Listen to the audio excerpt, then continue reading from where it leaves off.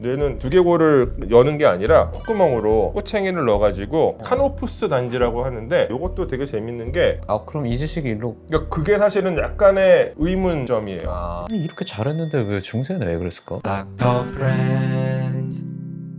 안녕하세요, 닥터 프렌즈입니다. 오늘 드디어 의학의 역사에서 항상 언급되는 이집트 네. 제가 하면서 한계에 부딪혔거든요. 똑같은 건데 저번에 봤던 내용이랑 달라. 그래가지고 이제 이거 헷갈리네. 그래서 언제 모셔야지 하다가 맞아요. 제가 눈 때문에 엎드리고 예, 저희가 약속 잡은 거는 되게 오래됐죠. 거의 2년 가까이 예, 됐습니다. 그쵸. 사실 오늘 광민세 소장님을 모셨는데 네. 다들 아시겠지만 간단하게 소개 한 번만 해주시면. 네, 안녕하세요. 광민수입니다. 한국이집트학연구소 소장을 맡고 있고요. 본업은 이집트 고고학자입니다. 오늘 좋은 프로그램에 나와서 고대 이집트 그중에서도 이집트의 의학에 대해서 얘기할 수 있게 돼가지고 기대가 됩니다. 사실 저는 어렸을 때 이제 아버지가 여기저기 막 데리고 다니면서 넘어올 때 있잖아요. 이집트 문명들이 네, 올 그렇죠, 때 그렇죠. 그때마다 이제 전시회를 가고 그랬었는데 예. 흥미롭다는 생각은 했지만 잘 몰랐거든요. 근데 소장님 덕분에 이집트가 이렇게 매력적이고 고대 이집트가 진짜 어마어마한 거구나 라는 걸 알게 됐는데 의학사를 하다 보니까 예. 맨날 이집트가 나와서 이집트 의학은 어땠을까? 라는 거에 대해서 좀 여쭤보려고 예. 초청을 드렸습니다. 첫 번째로 제가 질문을 드리고 싶은 거는 이집트 하면 이제 미라가 먼저 떠오르잖아요. 그렇죠. 저 어렸을 때 미라라는 영화도 있었고 예. 고대 이집트라고 하면은 제일 먼저 떠올리시는 이미지 중에 하나죠. 네, 피라미드, 스핑크스와 더불어서 미라. 네. 예. 이렇게 예. 미라를 제작을 하다 보면은 아무래도 해부학도 맞아요, 발전하고 맞아요. 뭔가 예. 발전을 할 거거든요. 의학 예, 지식이. 예. 그거에 대해서 한번 여쭤보고 싶었습니다. 예. 실제로 해부학적 지식이 있었는지. 그쵸. 이게 고대 이집트는 어떤 특유의 장례 문화가 있어서 시신을 최대한 원형에 가깝게 보존하는 게 중요해요. 그래서 미라를 만든 건데 아까도 말씀하신 그 영화에서 나오는 이렇게 막 뛰어다니는 네. 미라는 고대 이집트적이진 않아요. 고대 이집트인들은 이제 부활을 믿었는데 그 부활이 시신이 다시 일어나는 부활이 아니라 내세에 가서 천국에 가서 부활하는 게 그게 이제 부활이었거든요. 다만 그쪽에 이제 넘어가는 영혼이 있어요. 근데 이 영혼이 정상적으로 작동을 하려면 지상에 있는 시신이랑 동기화가 돼야 돼요. 그릇이군요, 이거. 맞아요. 영혼을 담는 그릇 같은 존재이기 때문에 보존을 해야 돼. 그 원형 그대로. 또 만약에 이 시신이 훼손되는 경우를 또 대비해서 망자의 형상을 닮은 석상도 같이 이렇게 만들어놨습니다. 대비해가지고 예. 이거 망가지면 이거 그릇을 그렇죠. 써라. 예. 아무튼 이제 미라를 이집트 문명이 시작된 이래로 계속 만들었죠. 그러다 보니까 말씀하시는 것처럼 아무래도 이제 시신을 계속 만지게 되는 거잖아요. 또 약간의 조작을 가해야 되고 네. 해부학적인 지식이 쌓일 수밖에 없어요. 보통 이제 장례 문화가 이제 다 다르지만 예컨대 그냥 시신을 완전히 그대로 매장을 한다던가 혹은 화작을 한다던가 하는 경우에는 시신을 만질 기회가 없죠.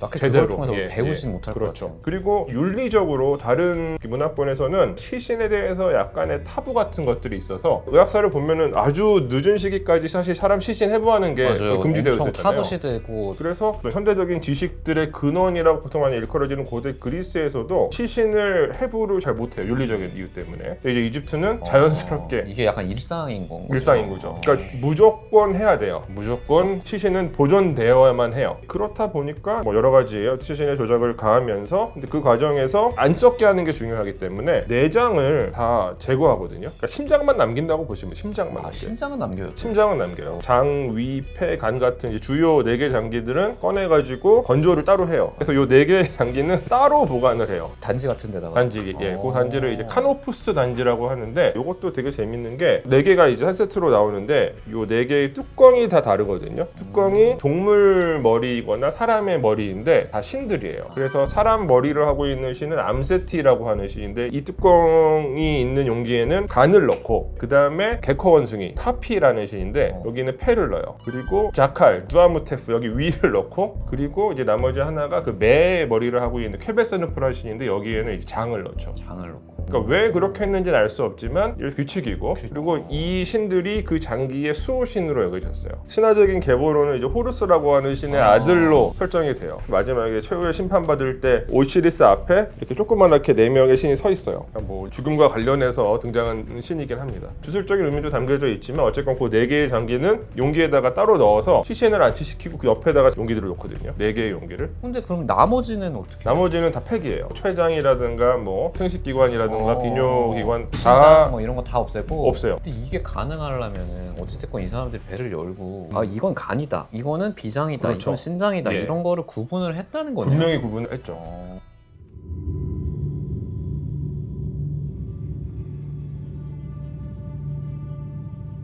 근데 놀랍게도 그 이유는 알 수 없어요. 알 수 없는데 보통 이 장기를 꺼내려면 그냥 여기를 다 열어야 되잖아요. 근데 그렇게 안 해요. 그럼 어떻게 해요? 옆구리를 한 10cm 정도 째요. 그리고 손을 넣어서 꺼낸 것 같아요. 아 어차피 안에 있는 구조를 살릴 생각은 그렇죠. 없으니까 예. 그냥 예. 여기에 손상을 최소화하는 예, 방향으로. 그러니까 이렇게 겉 모양의 손상을 최소화하는 방향으로. 그래도 하다 보면 어디 있는지는 알았을 것 같은데 대략적으로. 예. 그러니까 이게 생각해 보시면은 미라 만드는 작업을 이집트에서는 한 4,000년 동안 계속해요. 한 4,000년 동안 계속해요. 4천 4,000년 동안 계속하니까. 그러니까 아마 전문적으로 시신을 다루는 이제 장의사들이 있었을 거예요. 그리고 이게 고대 이집트 역사의 후반부가 되면 분명하게 나타나요. 그 장의사들이 있었고, 전문으로 하는. 예, 일종의 뭐 그 장의 공방도 이게 있었고, 그래서 공방들마다 미라를 만드는 방식이 조금씩 달라서 시신을 자세히 보면 아 이거는 어디서 만들어졌다. 그쪽 전문가들은 판단할 수가 있다고 합니다. 근데 심장은 왜 남겼을까요? 심장은 사실 썩을 텐데. 그러니까 이게 고대 이집트인들은 심장이 망자의 인격과 지성과 모든 생명의 원천이라고 생각했어요. 뇌가 하는 역할을 심장이 한다고 생각했던 거예요.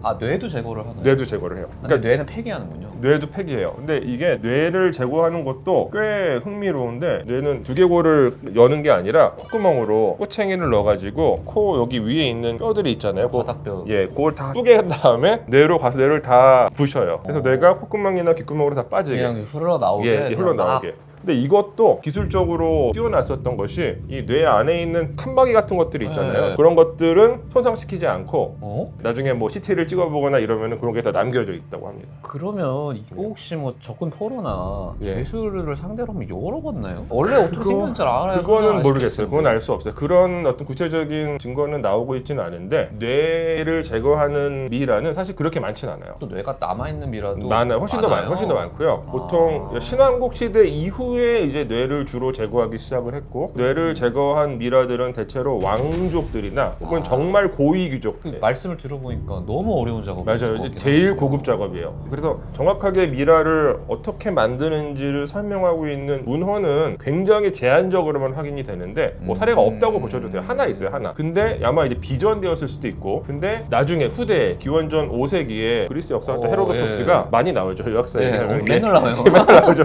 예, 헤로도토스가 이제 이집트 미라 제작 방법에 대해서 기록을 한 게 있어요. 근데 그게 이 사람이 완전 신뢰도가 높진 않은데 약간 상상으로 적었을 수도 있고. 이거. 맞아요. 네. 카더라가 되게 많아요. 그리고 원래 이집트의 전성기랑은 좀 시간적으로 거리가 있는 사람이고, 근데 이 미라 제작에 관한 그 내용은 실증 자료들이 있잖아요. 미라가 있잖아요. 그 미라가 있으니까 그냥. 미라를 가지고 이 내용을 조금 살펴보면 어느 정도 정확하다.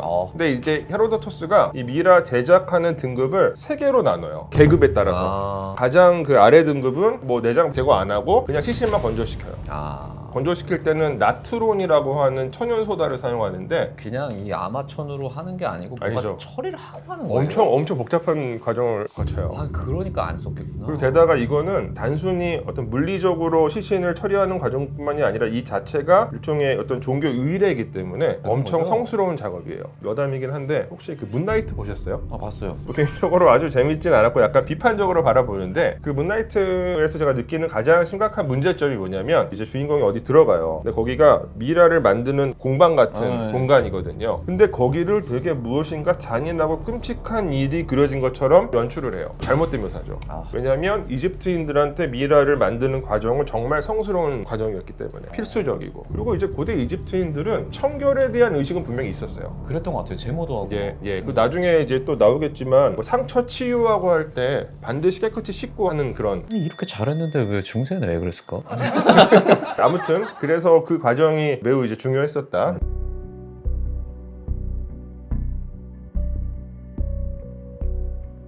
그래서 이게 고대 이집트의 어떤 의술에 대한 명성은 고대 세계에서는 계속 있었던 것 같아요. 그리스인들도 이집트 문명의 마지막 단계인 프톨레마이오스 시대 때 알렉산드리아에서 의술을 많이 배워가거든요.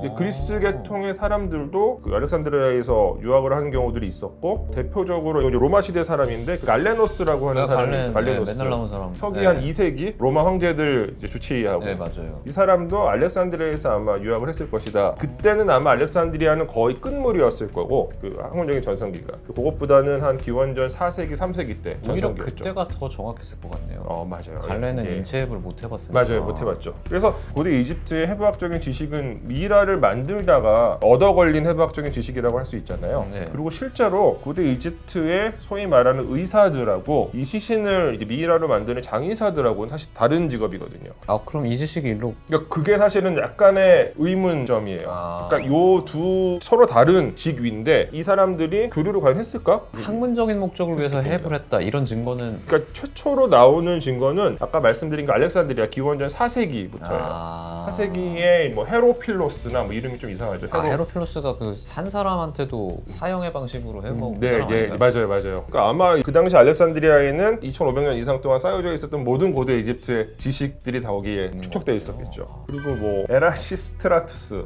이분 기원전 2세기 인물인데 이분도 역시 그 해부를 했었다라고 하는 증거들이 있고 동맥이랑 정맥을 구분해서 인식한 최초의 전 헤로필로스가 그런 줄 알았는데 그 사람이구나. 예. 헤로필로스가 조금 더 선배거든요. 약간- 겹쳐요 시대가. 시대가 겹쳐요? 그리고 이제 그 두 사람을 포함해서 몇몇 사람들을 이제 알렉산드리아 학파 이렇게 불러요. 그러니까 의학자들로서. 이거 완전 여담인데 네. 르네상스 시대에 미라를 치료제로 쓰던 유럽인들이 있잖아요. 네.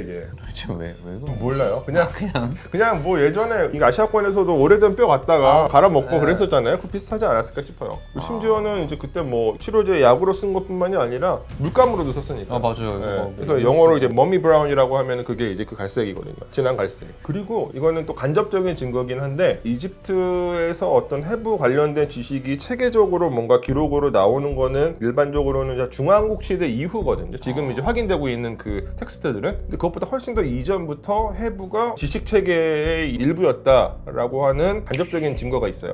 어떤 게 있죠? 요거는 기원전 3세기에 프톨레마스 시대 때 이집트 역사를 총 정리한 마네토라고 하는 사람이 있어요. 그때 이미 역사가 막 몇천 년 그렇죠. 됐으니까. 그러니까 지난 3,000년 동안의 역사를 이제 이 왕실에서 야 네가 좀 정리해봐 이래가지고 정리한 거예요. 이게 이집트의 역사 뭐 아이집티카라고 하는 책인데 요 책의 원전이 지금 전해지지는 않는데 근데 이 책을 인용한 사람들이 되게 많아요. 참고문헌처럼. 그거를 싹 다 모아서 잘 편집을 해보니까 거의 책 한 권이 확보가 되어 있는데 여기에서 이집트 이제 문명이 시작되던 시점에 매우 이른 시기의 파라오예요. 제르라고 하는 파라오가 있거든요. 거의 통일 이집트를 기준으로 할 2대 3대 정도 되는 파라오예요. 기원전 3050년, 3000년 이때 인물인데 제르가 임상의료와 해부에 관한 저술을 남겼다라고 마네토가 쓰고 있어요. 그러면 해부에 대해서 그때 뭔가 있었다 이런 거네요. 그리고 어쩌면 그 마네토가 이집트의 역사를 쓰던 기원전 3세기에는 제르의 그 기록이 전해져 오고 있을 수도 있죠. 조금 더 온전하게. 이렇게. 지금은 뭐 전혀 확인되고 있지는 않은데 그런 내용도 이제 있는 것을 보면은 고대 이집트에서는 인간의 몸을 이제 신체 내부를 잘 아는 것이 매우 중요한 일이긴 했었던 것 같습니다. 그러면 해부학의 역사에서 일반적으로 얘기할 때 나오는 게 헤로필로스가 나오다 말도 하고 그 그렇죠. 뒤에 갈렌이 나오는데 마네토를 보면은 2천 몇백 년이 확 올라가는데요? 그렇죠.